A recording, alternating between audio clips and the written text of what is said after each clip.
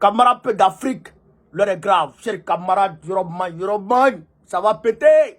Ça va péter entre Poutine et puis l'OTAN. Ça va péter. La troisième guerre mondiale à nos potes. Chers camarades peu d'Afrique, on écoute cette vidéo. Anthony Blinken, lui-même va parler.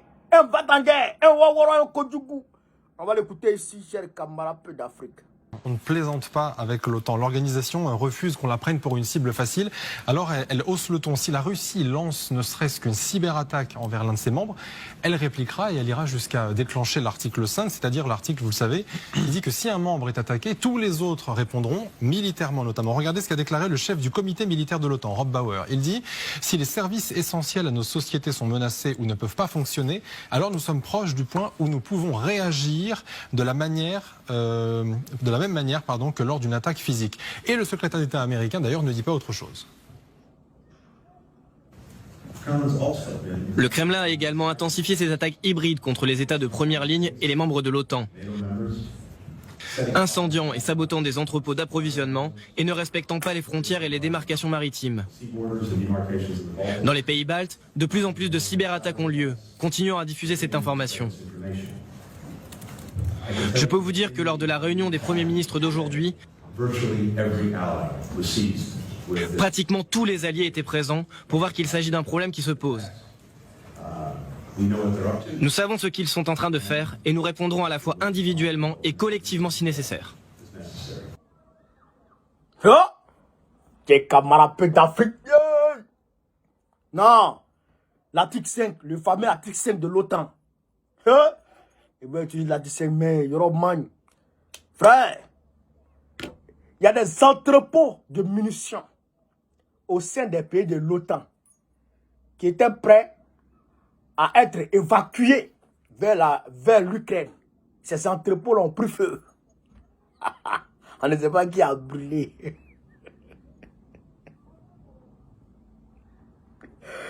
Frère, moi, il y a rien à la scène et puis j'ai dit, mais c'est Yorobman. Comment? Les entrepôts, ils ont mis munitions dedans, on va prendre ça pour aller donner à l'Ukraine. Ça a pris feu. Bon. En même temps, simultanément. Hein. Et puis les systèmes de, je sais pas. Oh, je sais même pas leur système là, c'est quoi? Sont victimes de cyberattaques. Ils n'arrivent plus à travailler. Ils n'arrivent plus à utiliser l'informatique. Frère, ils n'arrivent plus à utiliser.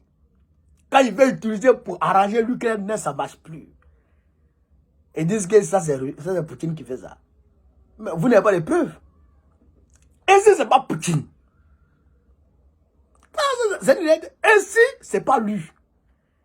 Et si c'est une autre organisation occidentale qui est contre le soutien de l'Occident à l'Ukraine? Et si c'est ça? On ne sait pas. Il n'y a pas de preuves. Quand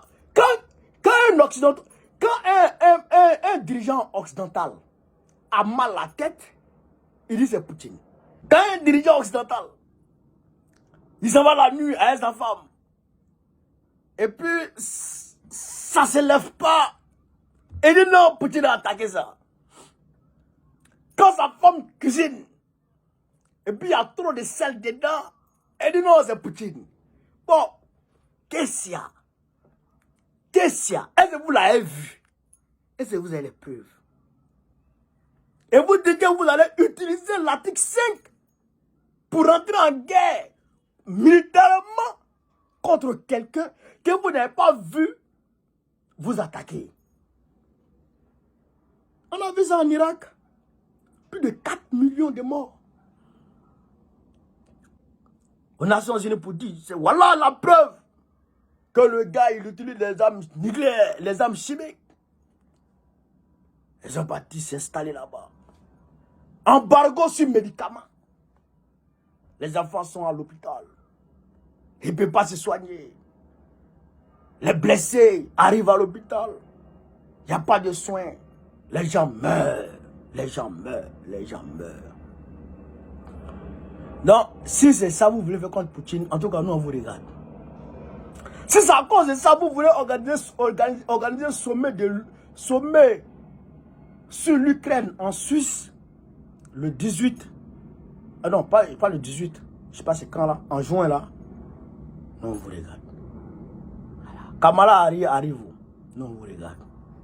Mais, quand ça a commencé, je sais que les États-Unis ne vont pas épargner aussi, comme dans les précédentes guerres mondiales.